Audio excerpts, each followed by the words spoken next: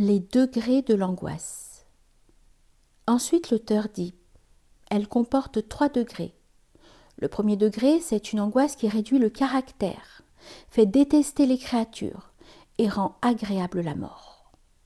Il signifie qu'elle réduit le caractère du serviteur à supporter tout ce qui est autre que le bien-aimé et qu'il déteste la fréquentation des créatures en raison de l'incompatibilité entre son propre état spirituel et les leurs.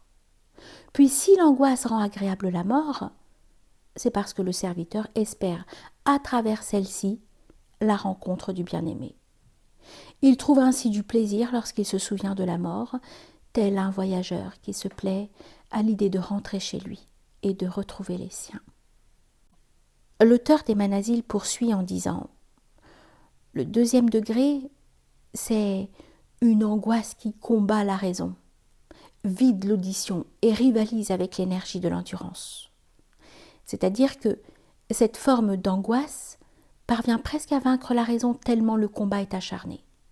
Cependant, cette angoisse n'atteignant pas le degré de la vision présentielle, shuhud, elle ne parvient pas à ravir la raison.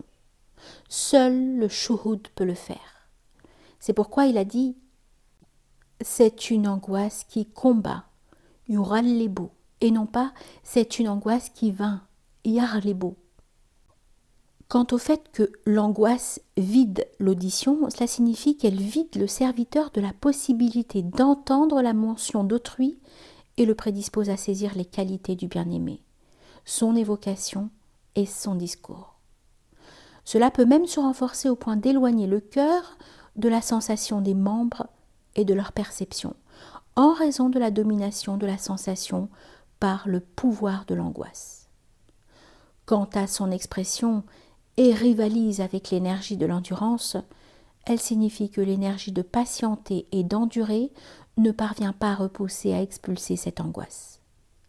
Enfin, l'auteur des Manazil dit « Le troisième degré, c'est une angoisse qui ne pardonne jamais, n'accepte aucune limite et n'épargne personne.